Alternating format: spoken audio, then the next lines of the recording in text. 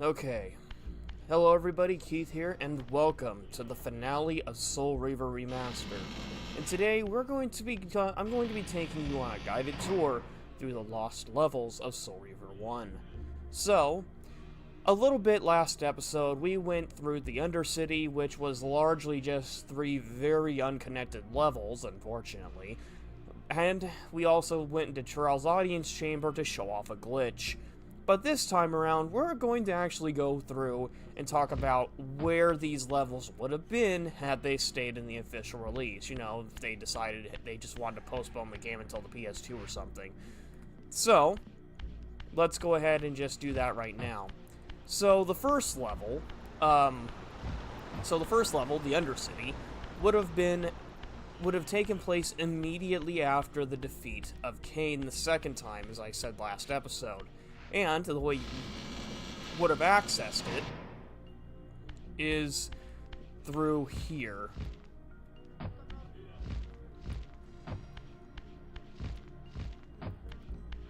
Is you would have accessed it either, I want to say it was either in this level, or you would have accessed it from a different level altogether.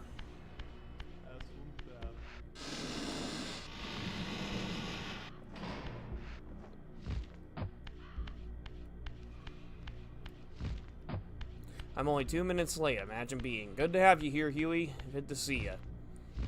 Okay, let's see. I can never remember where I'm going here. Alright. It wouldn't have been there. No. Okay. Okay, no, I'm just back at the opening. Never mind. What am I thinking?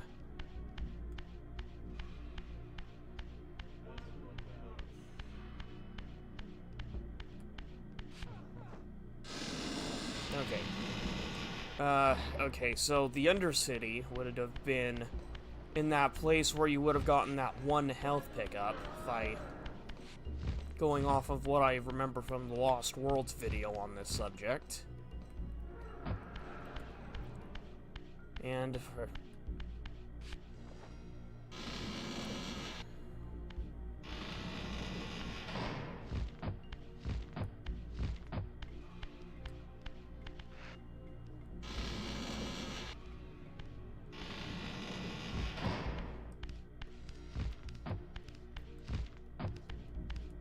okay, here we go. Okay, so basically the Undercity would have been in this place. You would have had to go all the way in, and this obviously would have replaced where the health pickup is, but once you get all the way in, there would have been a gate you would have had to phase through, and when you jump down, you would have had to swim to a pipe that would have taken you into the Undercity completely underwater. Of course, this would have been the first real stab at a water level, if we're being honest. And as we explored the Undercity last episode, well, I don't really see a reason to go over it again. You can do that in the links below. So after you would have completed the Undercity with getting the possession ability, you would have been taken to the smokestack, which would have been where Mobius's Oracle Cave is in the canon release.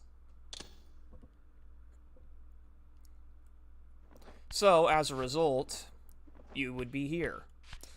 And your goal for this level would have been to activate this orrery, which consists of 3 switches and 3 dials that you would have needed to flip. 3 dials that you would need to rotate, and 3 switches that you would need to flip to get this moving. Unfortunately, for whatever reason, Mary did nothing wrong. Though, for whatever reason, they didn't make it activatable at least, but, oh well. Now, of course, you can try to activate it with a constrict ability. Yeah. It would help if I could shift first.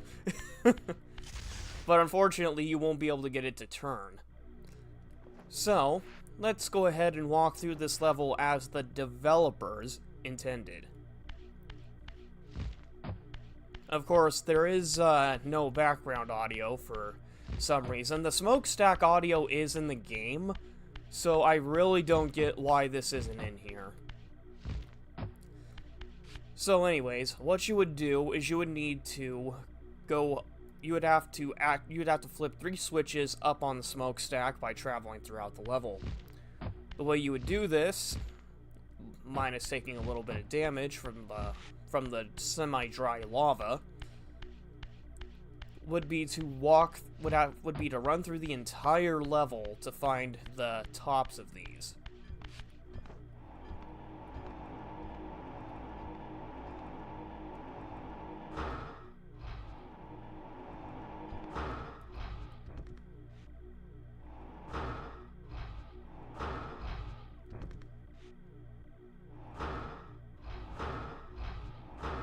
It's too bad I can't hit the broadside of a barn with these. Ouch. Oh yes, and for whatever reason, the lava doesn't hurt you in this version, but it definitely kills your enemies, so that's handy to know.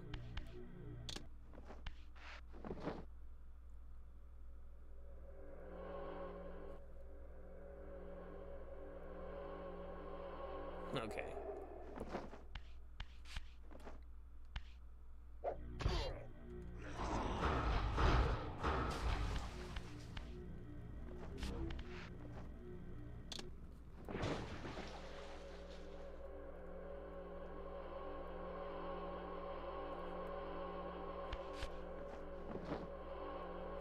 There we go. Alright, so, after taking out those 2 Trillium, all you would need to do is just go to the climbing wall over here to move forward in the level. I believe this area was regularly advertised back in the day before it was cut.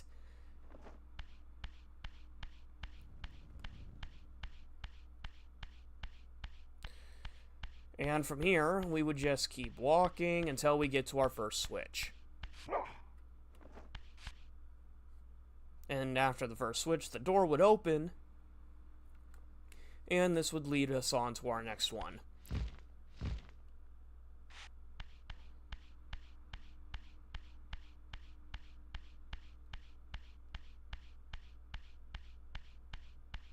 And judging from the pop-in, this really does look like they discovered it like a month in advance of this release, and decided just to go ahead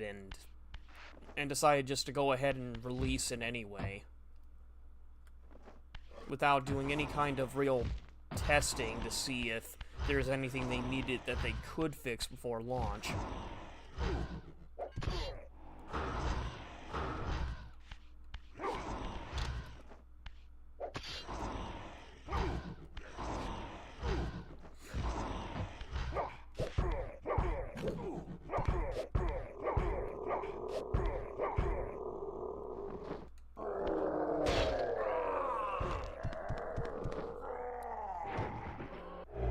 Oh yes, and I should also probably explain the rules of this place. The rules of the Lost Levels are that you can shift anywhere by default. Because you would have had the ability by this point in the game, you could effectively do that, and I think it would be needed for some parts of the Undercity, if I recall.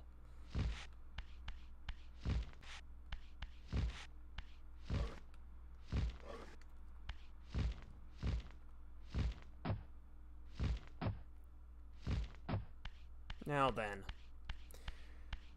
on to the next part of the level. So, from here, you would have 2 places you would need to climb to glide to. The first is this little area down here.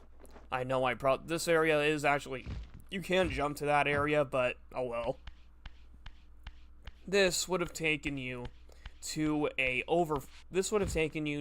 water area that is right above Terrell's audience chamber. You would have filled this room with water, and then after letting Terrell destroy the 4 pillars behind him, this water would come crashing down on him. Now, this is the part that's weird to me. They could have made this functional, so that way you could have at least had that boss fight, but they didn't. thus giving more hints to the theory that this was probably entirely found in the previous month before release. So odds are they didn't have time to make it a fightable boss. And it's not like it need to be part of the game. I'd just like to see how that fight was supposed to go.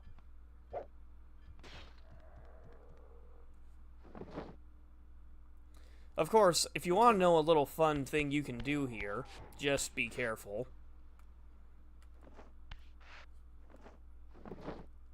Besides the fact that you can kill the Terrellium if you have good aim, that was lucky. What you can do is fly over to the switch, but you cannot flip it. Unfortunately, you were not supposed to... you would have actually needed to use the possession ability to do this. So, unfortunately, you can't flip that switch yourself, thus you cannot complete this level as intended. Or at least the boss as intended. So, with that established, after you would have filled up the water, you would have pulled this crank over here, and that's what would have filled all the water up. After that, you would have flown through that hole, or you would have swam over to that hole and high jumped up, and that would have taken you to Terrell's audience chamber, which we looked at in the last video. While it is a fightable boss, it's hardly complete.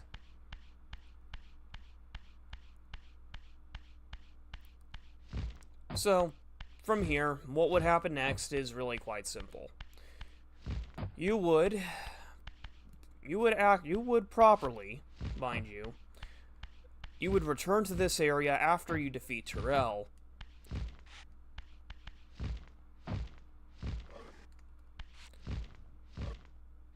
Odds are you probably would have gone in through another corridor.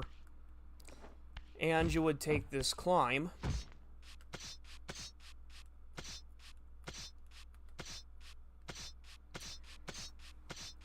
And now endowed with the Amplified Force Projectile, which is an upgraded version of the Force Projectile you get from the battle with the first Terrellium you ever meet against Rahab.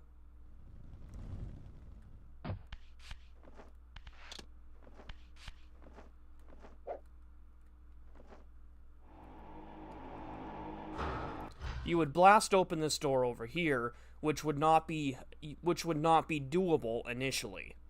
So after this, you would have to fly through that door to get to the second lever.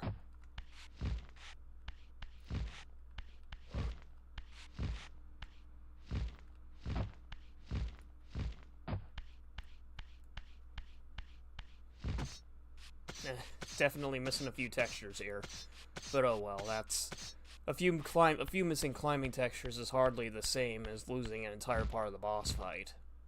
So yeah, you would have flown up here, landed, and jumped over to this next doorway.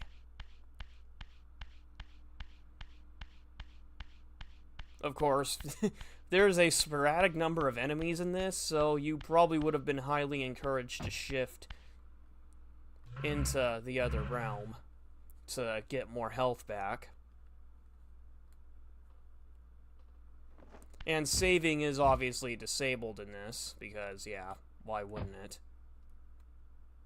Oh.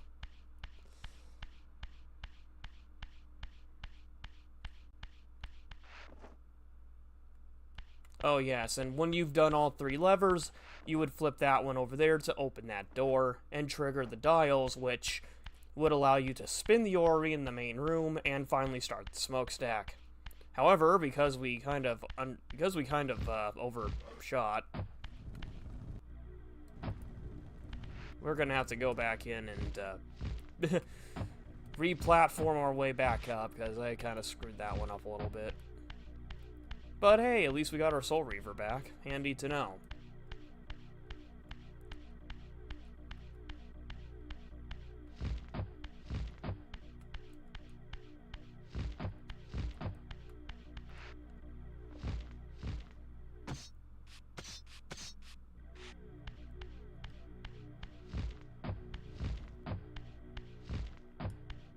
Yeah, as you can see, there'd be a lot of winding corridors and whatnot. All sorts of fun stuff, let me tell you.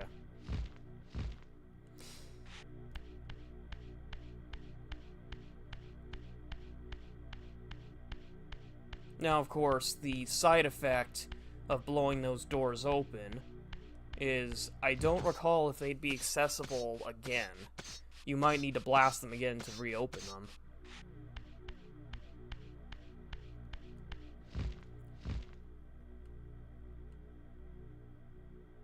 Yep. We'd have to re-blast that to open it. So, let's do that right now.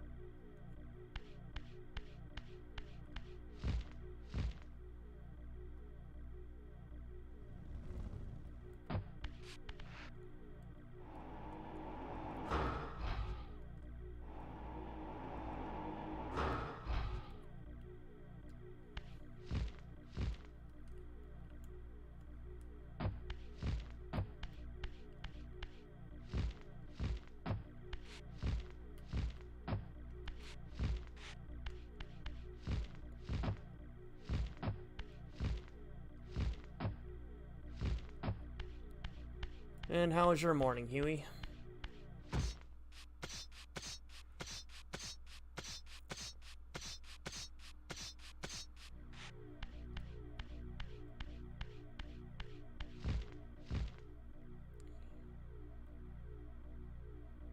Uh-oh, I think we might have to reset the level.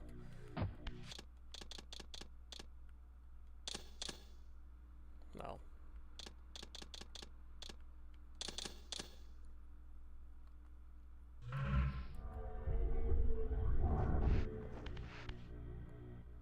Good, I've been doing a lot of research. I'm happy to hear that.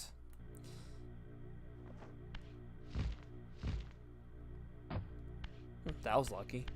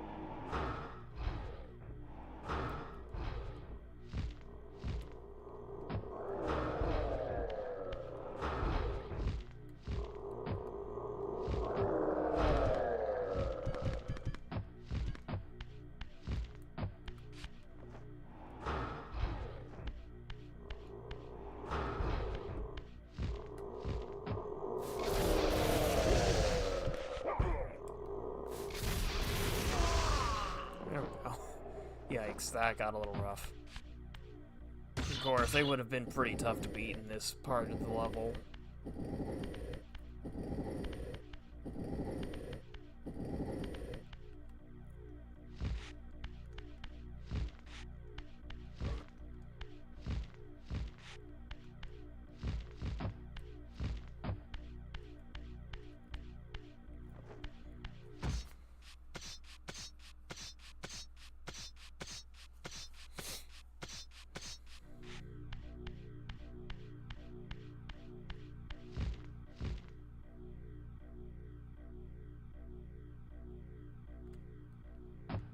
Of course, by the time you have this projectile, you were probably expected to make the next few jumps safely, so I suppose this probably locks out for a reason.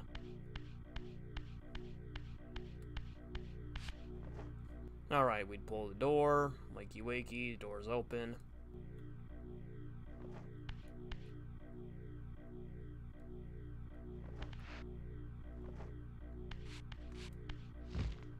And you would have grabbed the next sledge, which would take you down here, which is another...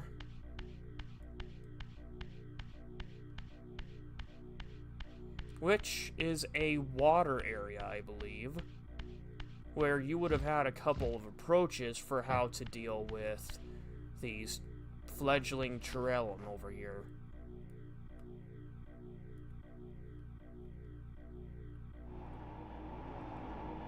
Of course. Unfortunately, because breaking the light will not work here, we have to turn this by hand and raise the water so that way if we can get the drop on them, we can knock them in. But of course, there's no level in this.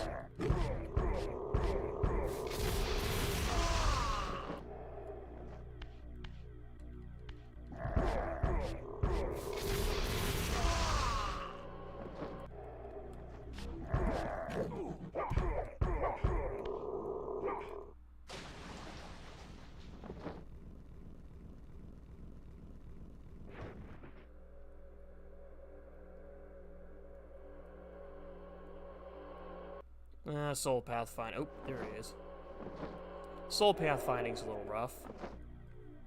But once you've defeated all the Chirellum, whether it's through light, water, or just straight up throwing hands like I just did, you would have gone over here to get to the next area.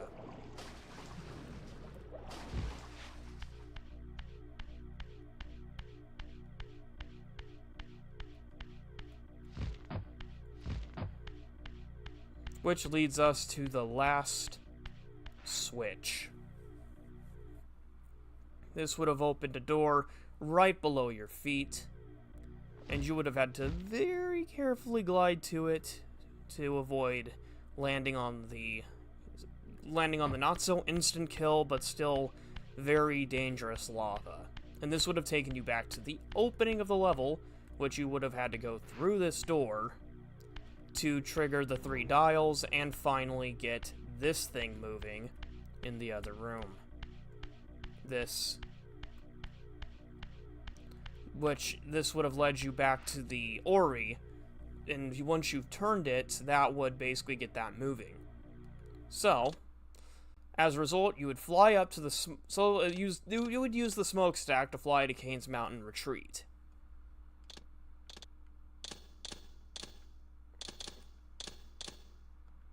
And the retreat, going off of what I can tell, this is, I think, where you would have landed, I believe, which is right outside the retreat. And more than likely, what you'd need to do is you would have to climb in using this climbing wall over here. And I'd like to think that this is where you would trigger a proper...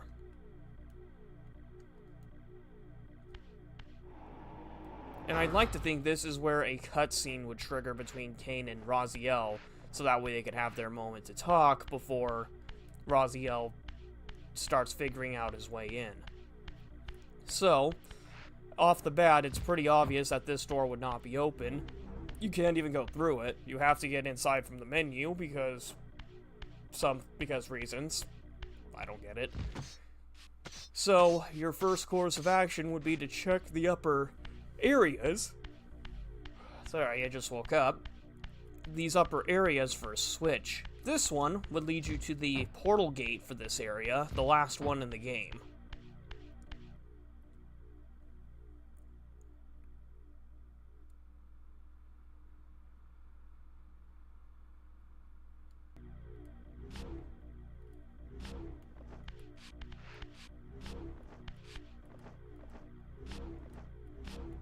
unfortunately, because these aren't connected to the main game, you can't use them to fast travel back into it, as funny as that would be.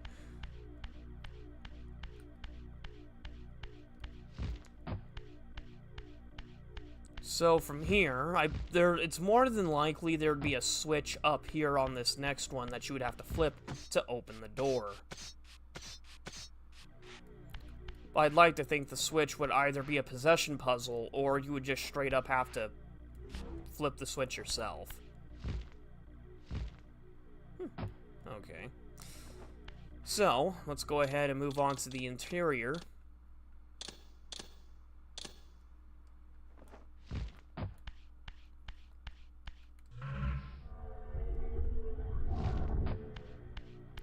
The interior of the retreat was pretty much... I'd like to think this is the Pokemon League of Soul Reaver. Basically, at this point in the game, you would probably be fighting the strongest fodder on display. Like, the first one, the strongest Malchium would probably be right here. The strongest Zephonim would probably be over here. The strongest... I'd like to think that maybe you would fight them all before the throne room, but once you get into the throne room, you would wind up in a cutscene where Raziel would meet Ariel for the last time. This would likely lead to... I'd like to think this would lead into the final... This would lead into Ariel's sacrifice, and the Aerial Reaver, which I believe you can access in this game.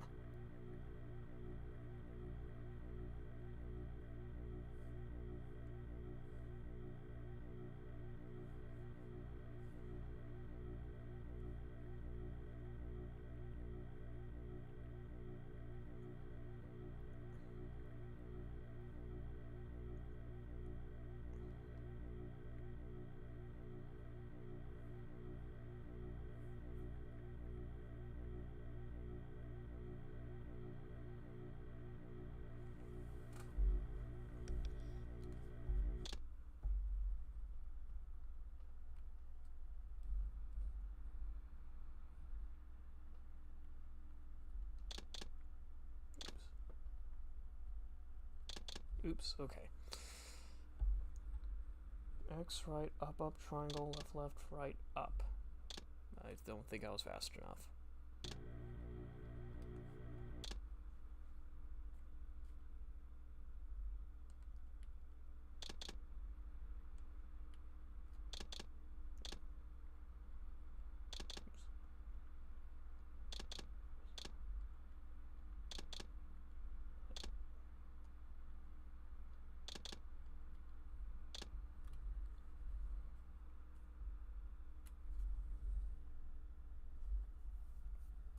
Uh-oh.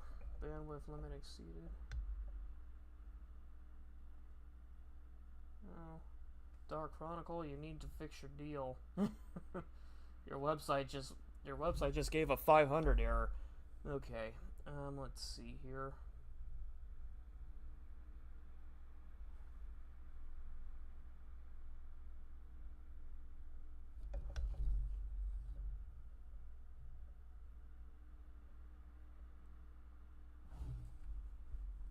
Okay, so holding L1 and R1. So it's next, right, up, triangle, left, right, up. There we go, got it. Okay, so here's what you would have probably gotten if after that initial sacrifice of Ariel. This would be the Aerial Reaver, and while this is yellow in this version, I guess that was repurposed for the sake of the Chronoblast visions, you would need to have this Reaver to fight Kain for the last time. So, after going into the throne room, you would obviously enough have to fight off. You would need to go into battle with Kain, and this would play out functionally similar, I'd like to think, to the original, to the second fights so far. Which means you would probably be swiping at Kain across the room in this fight trying to finish the job on him. And while I would like to think that this one would be roughly 5 hits instead of 3, I'd also like to think he'd be susceptible to projectile attacks.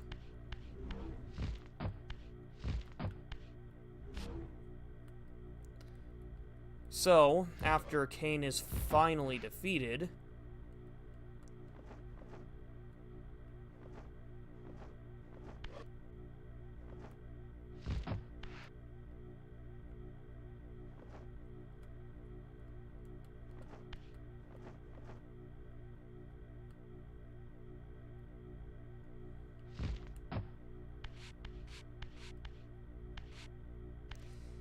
more than likely what would happen is you would get what is known as the Soul Reaver, which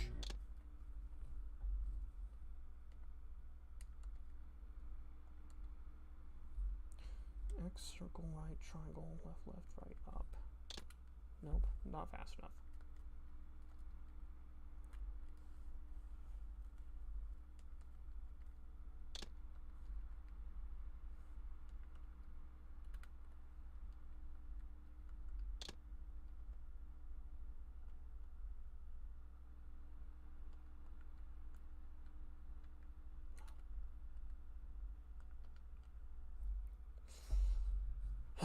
Okay.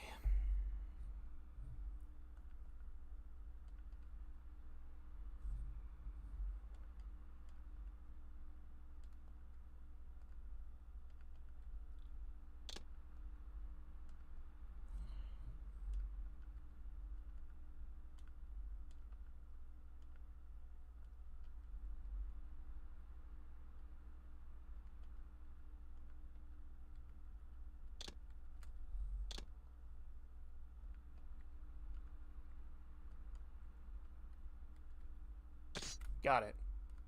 So after defeating Cain, you would have gotten what is known as the Soul Reaver, a red and black Reaver that would effectively replace your current your Material Reaver for good.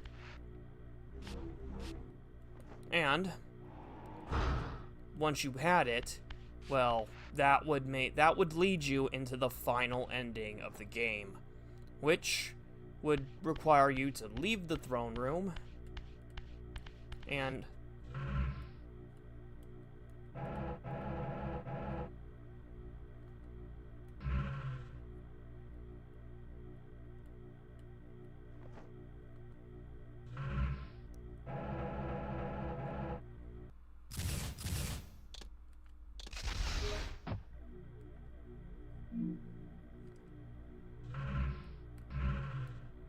luckily, even on reset, you still keep the Soul Reaver, so that's nice.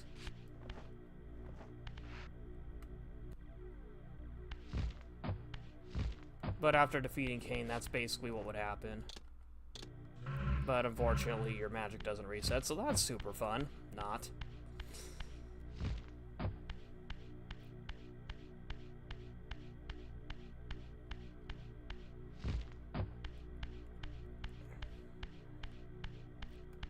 Of course, now endowed with this blade, you would go into the true ending of the game, or at least the ending of the game that had it been finished back then. So that means you'd be going for a nice long run up here, and this would be eerily similar to the Silence Cathedral, I might add. Very surreal to see.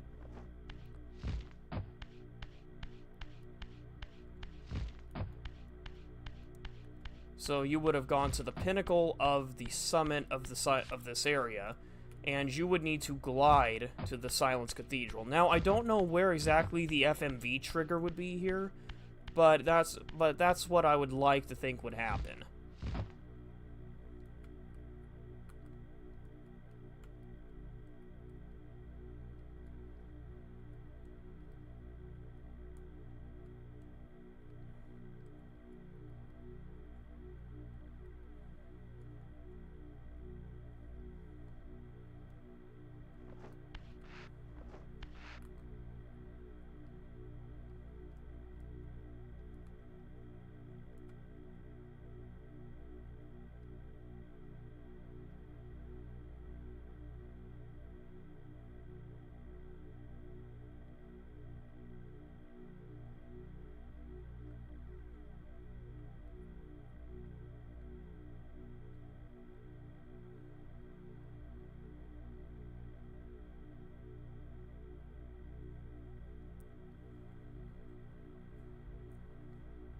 And it looks like the color of the Reaver does change as well, though this is purple for some reason.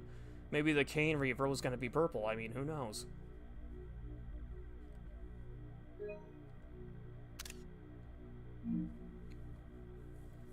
But yeah, basically, you would have flown to the Silence Cathedral, flown up to the Silence Cathedral, and you would have landed on the very top of it. You would need to spend that final level with the Cane Reaver, destroying everything around you, because you'd be that overpowered at that point. And as a result, you would be able to trigger the ending. Now, yeah, I feel like there were supposed to be audio clips in this, but for whatever reason, they just didn't include them. I don't really get it. It seems like a bit of a cop-out to go through all that trouble and not do that, but oh well, I'll break the rules. But otherwise, it's very interesting, to say the least. Let's see here.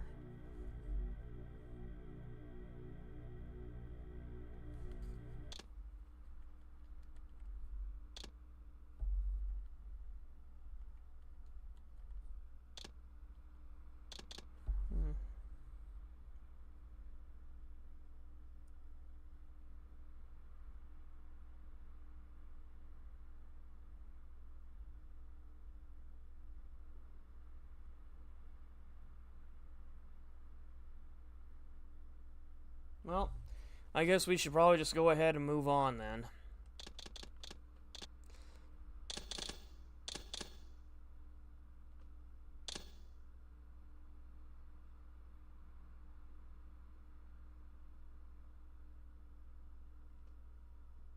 Oh. Raziel would then discover a bridge connected directly to the top of the Silence Cathedral. Ah, that's a cop-out. Well, I guess that'd be a lot easier, though. So, what would probably happen is Raziel would walk up to the Silence Cathedral, because I guess that's what would happen according to this. And, okay. Yeah. So, basically, yeah, this is what it says. In Kane's personal keep, perched on the mountaintops between Terrell's fortress and the Silence Cathedral, in this sprawling, deleted area, Raziel would have fought enhanced members of every vampire clan before his final battle with Kane. So yeah, basically this would have been the Pokemon League of Soul Reaver, if you know what I mean. And as a result, he would then discover a bridge connected directly to the top of the Silence Cathedral and used the Titanic pipe organ to destroy every remaining vampire in Nosgoth. It really was something. But it is a little bit of a bummer that they didn't actually bother putting in the top of the Silence Cathedral itself. Like, what was even the point of doing the bridge if you weren't going to do that? That just sounds weird to me. But at least you got to see the Cane Reaver within about a minute or so of me actually doing it. So, let's go ahead and move back to the forges to show you what you would have gotten to show you some of the forges that we didn't really have a chance to look at. Starting off with the sound glyph. If this area had been at the very least texturized, this would be easier to show. But upon endowing the blade, Raziel would gain. Where's it at? Where's the color change?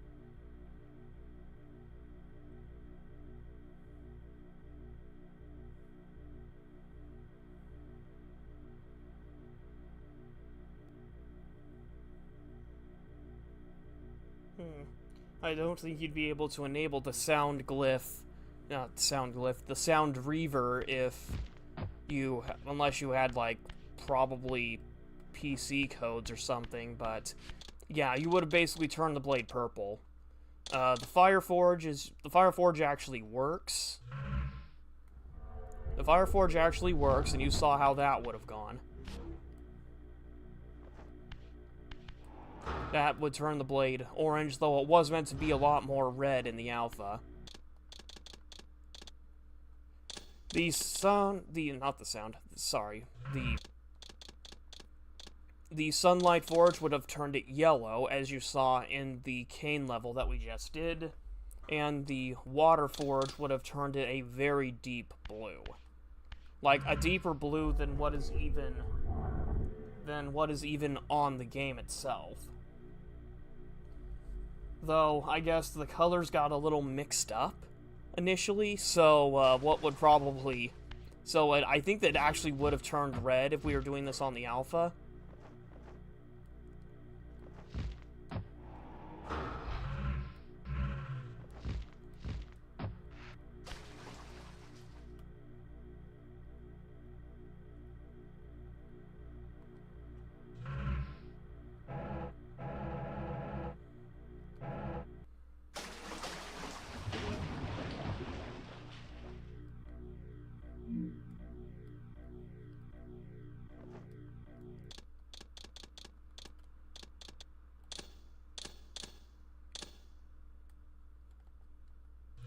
And this area even had a soundtrack too, so I don't know why that wasn't included.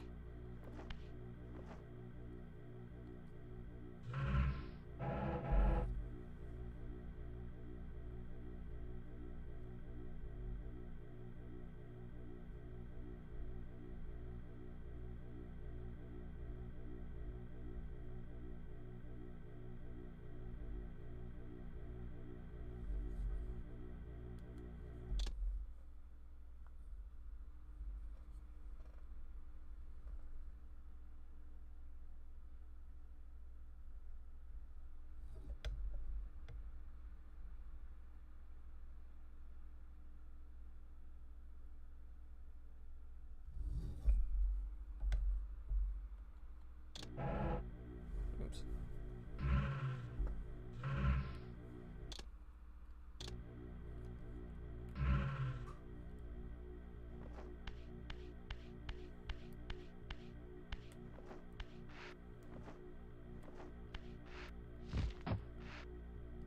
So you would have done... So the color would have changed had this stayed in to this. Oops. So, X right, up, up, X right, up, triangle, triangle, left, right, up. There we go. So, after getting, so you would have got, so this is roughly what the Sunlight Reaver would have looked like, basically the Aerial Reaver. But you would basically be able to cook your opponents, and for good measure... Uh-oh. I think we have to reset. In order to get our glyph back. Maybe.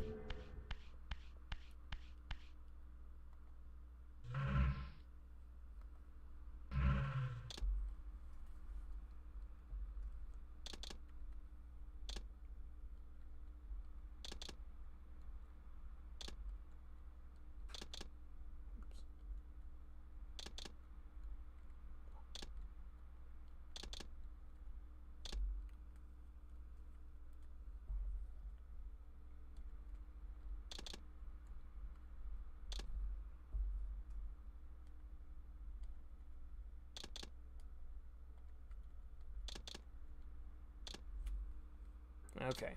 Well, you get the idea at least. So after that... So yeah, after that you would have... you would have gotten the Sunlight Reaver and... Yeah, I'm just getting random photos just for Facebook for funsies. But... the forges were ultimately cut because they were redundant at the end of the day. Like, if you have the glyphs, you hardly need them. But yeah, that's basically the levels. Hardly anything crazy, and frankly, I wish they were a little more playable than that, but all things considered, I'm happy they are included. And of course, people would have a... Now, yeah, I have heard people throw a fit saying, no, they would break the story. They're bonus levels. They aren't breaking anything. That's like saying the glyphs break the story. It's completely ridiculous. But, really, I do think that this was really cool for them to do. They really didn't have to do it. I mean, the video served well enough, even if the quality was less than ideal. But maybe in the future, if I can find the actual alphas, we can explore these levels in a little more depth, trying to figure out how they would have functioned. Maybe if the last alpha right before the game was cut, before the game lost those levels, could be found and dumped online, perhaps we may be able to do just that. But now that we're coming in on 50 minutes, I think I'm going to go ahead and call this one done, because I feel like there's really not much more we can really talk about here, since there's no real story reason to go through these, and since we did the Terrell stuff last video, I think I'm just going to go ahead and call this one good. So, thank you all for watching. We will see you on December 24th for our stream of, or should I say, a redo of a stream from 2021 in the form of Spider-Man Friend or Foe. So, thank you all for watching, and we will see you all then. Have a good one.